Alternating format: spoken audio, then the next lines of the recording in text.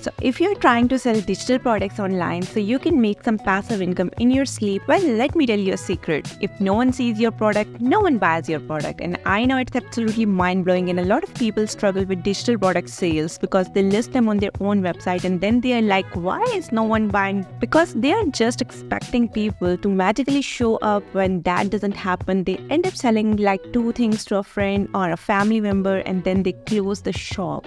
And it doesn't help that when you Google things like best places to sell digital products, you can get answers like Shopify and WooCommerce. Whereas valid but passive income wise, it completely misses the point, which is that you want marketplaces, not just platforms.